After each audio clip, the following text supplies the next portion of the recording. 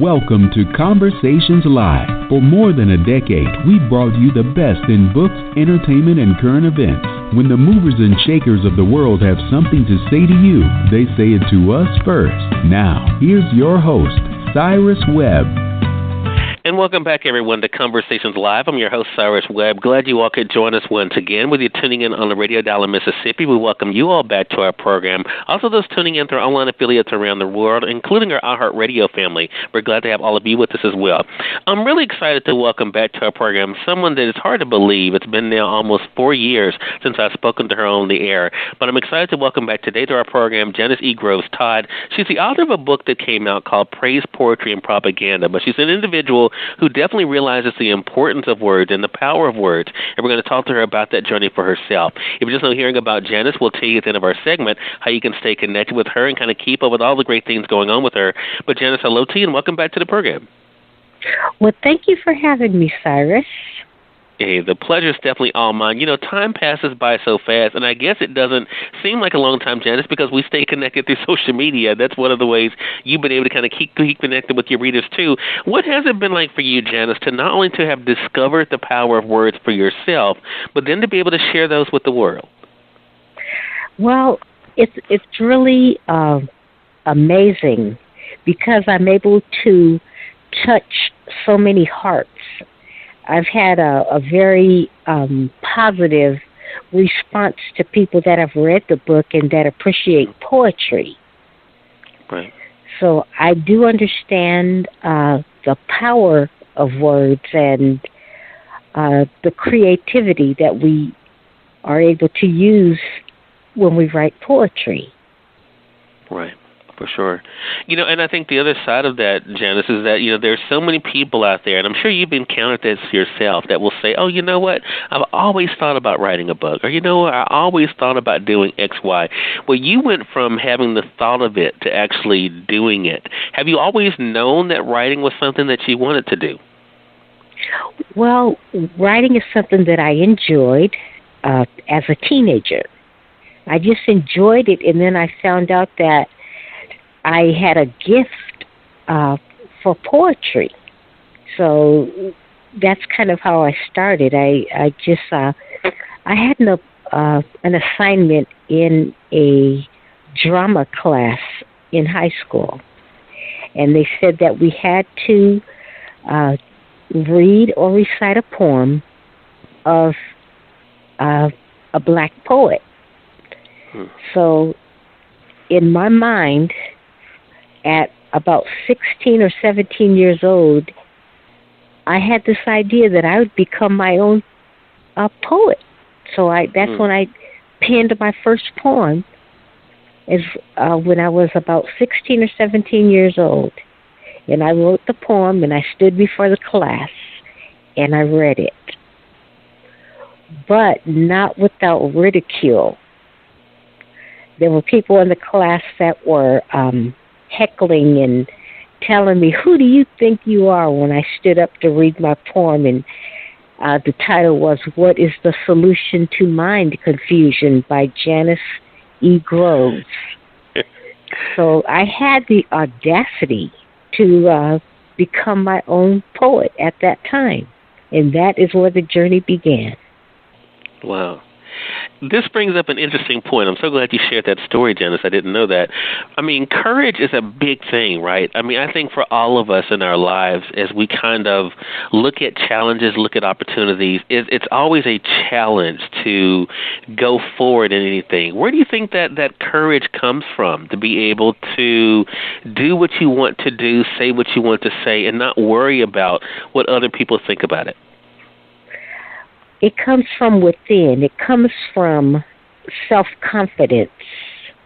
It just, if you have something, a gift, no one can really take it away from you. Yeah. Especially if you're using it to enlighten or bring awareness to something. I think that's a really good point, and I think that's a great segue to your book that you released in 2011, Janice, and that was Praise, Poetry, and Propaganda. Now, for those who have not heard about the book, I want to say this. Not only do you share your love of words, but you also don't shy away from addressing topics that are timely today, that people are dealing with, whether it's, issues dealing with HIV or, or issues of faith. I mean, did you always know that these were things that you wanted to talk about? Well, I guess sometimes I've been referred to as a community activist. There's things that I look at in my own community, and I want to bring them to light. And I also, if I don't feel something is fair, that really intrigues me. And that is where I get the passion for writing, if it touches my heart or soul. And that is exactly what happened. You mentioned earlier about the response to the book. I mean, one of the ways that you and I, as I mentioned, have been able to stay connected with each other, Janice, has been through social media. Talk to us about that. I mean, what has that been like for you to kind of connect literally with the world thanks to the Internet? It's been rewarding. I've had someone from different countries contact me, and I would send them a book because I posted a poem before about Father's Day. I posted it on my Praise, Poetry, and Propaganda Facebook page. I have a page specifically for the book, and someone read it and they reached out to me. So I've mailed books to Saudi Arabia and other places. I mean, it's just wonderful to be able to connect and to find relatives and old friends. So it's been nothing but positive for me. We're definitely going to talk more about that and, of course, how you continue to use your voice, Janice. I want to say, for those who are just tuning in, either on the radio side or online, you're listening to Conversations Live. We're excited to welcome back to our program today Janice Groves Todd. She's the author of the book Praise, Poetry, and Propaganda. But even before and after the book, she's been able to share her love of words and the power of words with the world, and to be able to see the way that people respond, even at a young age, as she was just sharing with us here. And I think that's the great thing for us as well. So you mentioned, of course, being seen as an activist, Janice. That is not something that's always easy to embrace because it's not always easy to be out front. I mean, when you hear people talk about how much they appreciate your work, even as you were just mentioning, even from outside the country, does that make you feel as though you're doing exactly what you're supposed to be doing? I'm very pleased with that I wrote the book and that I persevered. And I'm just grateful to have, completed the book to share with others. Mm-hmm. Yeah. And I think, too, as we're looking at April being National Poetry Month, it's always an opportunity to be able to share, again, the gift of words. And we will be doing that, of course, on Conversations, including with your own work, Janice. I mean, I think the idea that there is a month that celebrates words, do you think that people understand and appreciate the power that words have today? Definitely. People definitely appreciate, and as a writer, I appreciate. I really, I find it intriguing to be able to put words together that just bring life or inspire or encourage. And I think that's the big thing, using it for a purpose. And to stay with that point, Janice, of course, we are all here. One of the things that I think I am a firm believer of is that words do matter. The way that we use words matter. How much of a responsibility do you feel, Janice, when it comes to how you use your gift? Because we both know that not everyone is as purposeful when it comes to the way that they use the gifts that they have or in the way that they use words. What kind of responsibility do you feel when it comes to how you use your words? Well, I think it comes from character, first of all, the type of person that I am. I want to be able to say something that could lift another person up. Or, like I said, bring awareness to some things that are probably not addressed. like they should be in the media or things that take place in our community. So I appreciate that I'm able to take the power of words and poetry and bring them to life. I think that is the big thing, to be able to bring it to life, and then, of course, to allow other people know what they can do as well. Do you see yourself as an example in that regard, Janice, that since you have been able to do what you have done, and again, with that seed being planted at such an early age, that you're an example for other people as to what they can do when it comes to pursuing their own gifts? Well, I want people to know that if they're passionate about something, to stick with it, not to give up, and don't get discouraged along the way if someone else does not see your vision. Not to be discouraged. You have to just persevere. And I think the persevering is definitely a big part. So let me ask you this. What is it that keeps you encouraged? What is it that keeps you inspired in spite of all the challenges that we see in the world today? Prayer. Prayer keeps me inspired. Of course, going to church and hearing a sermon that could really change my life. Forgiveness, the power of forgiveness. Those are things that really keep me connected. And I think that's the thing for everyone, to be able to find that thing for yourself that can be able to keep you motivated, keep you pushing forward, and to be able to keep you inspired too. Have you also found, and this is another thing I want to talk to you about, Janice, because I think association is so important. You know, we live in very challenging times, and it's so easy for us to get sucked into the darkness, not only of our own troubles, but also, I think, of what's going on around us. How has your association, both online and offline, been a contributing factor to how you are the person you are today? Well, because I want to tell a story. See, poets are storytellers. If you really just, well, my poems are. They really have a message I am trying to relay. And I'm not what do you call, you know how the young people today, I have to think, and I have to feel. I don't just write words. They really are important to me, and I have to find the right words sometimes. Yeah. I'm not a freestyler. That's what I want to say. That the poems that I write, they take time. And I think that's it. And I think anything, and you know what, that's a great point that you're making, because I think anything that's worthwhile and lasting definitely takes time. And I think, you know, for people to be able to realize that, and I think, too, that not to be discouraged. I think that's another big thing, right? I mean, not to allow things that are going on to discourage you, especially when things don't happen as quickly for you as you would like, right? Exactly. Yes, because I want to tell you that it took me a long time to write this book because I found out later I was trying to do everything. I was trying to edit. I was trying to put it in order. And if I would have just went to a publisher and let them help me, and this is what I tell writers of today, people that are interested in writing books, just get your ideas together and let someone help you. I try to do it all myself.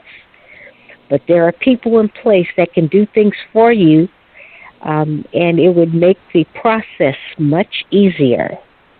Totally agree with that for sure. Again, everyone, we've been having a great conversation today with Janice E. Groves Todd. She's the author of the book Praise, Poetry, and Propaganda. Janice, you mentioned earlier there is the Facebook page for Praise, Poetry, and Propaganda. Is that the best place for people to stay connected with you? Well, they can connect with me at Janice Groves Todd on Facebook or JaniceGrovesGmail.com. I always respond if they send me some information or want to request a book or something of that nature. If they have a question about something I've written, I would love to dialogue. Since, as I mentioned, April is National Poetry Month, I have asked Janice to be able to share a poem with us to not only commemorate National Poetry Month, but this poem will also be appearing in the April-May issue of Conversations, the magazine. Janice, tell us about the poem you're going to be reading. I'm going to read a poem titled Mother Africa, Father God. I was given the inspiration for this poem back in 2004. I traveled to 3 different countries in Africa. And this is it's more like a cry for help for some of the devastation that I witnessed. So I'll begin. Okay. Mother Africa, Father God. Mother Africa, Father God, send comfort from thy staff and thy rod. Our people are long-suffering, multitudes distress. Bring deliverance from the spirit of poverty and position them to be blessed. They lack food, medication, and clean drinking water. We are nothing more than dust from the clay. You are the sovereign God, the almighty potter.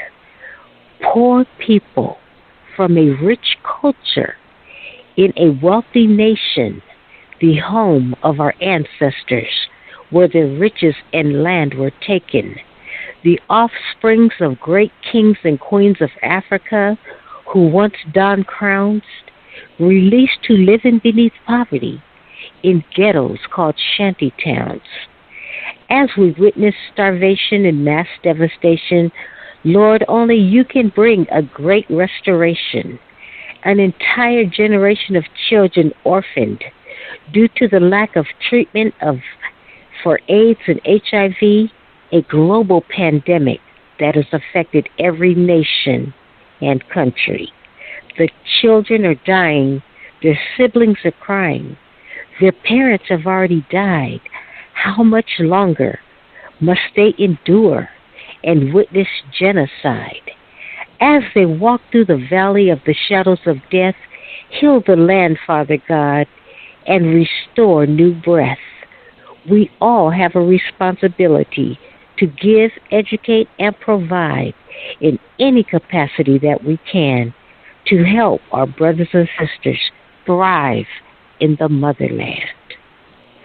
I wrote this I went to Africa on a 2-part humanitarian effort for safe, sustainable drinking water and to help with the AIDS pandemic at that time.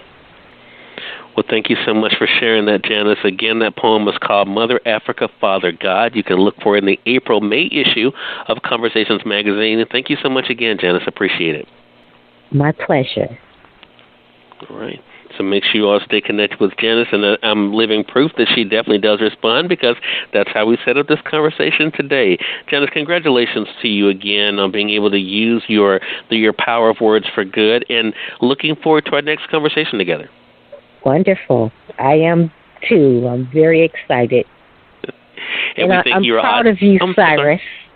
I wanted to say I'm very proud of all your accomplishments. I've been following you, and I just see nothing but greatness coming your way. Well, thank you for that. I really appreciate that, Janice, and looking forward to continue to be able to support you as well. And we thank your audience for tuning in to another great segment of Conversations Live. If you all came in late and you missed part of the conversation with Janice, don't worry. Thanks to our online friends, you all can catch the replay right after we go off the air. The link is already available through our social media site, so head over to Facebook.com/Cyrus Webb or go to Twitter.com/Cyrus Webb. If you click on the link there, you can listen to the show completely for free and share with your friends from there too. Until next time, I'm your host, Cyrus Webb, saying, as always, enjoy your day, enjoy your life, enjoy your world. Make sure you take out time to enjoy some good music as well as a great book. Thank you all for choosing Conversations Live today. You all make it a great one.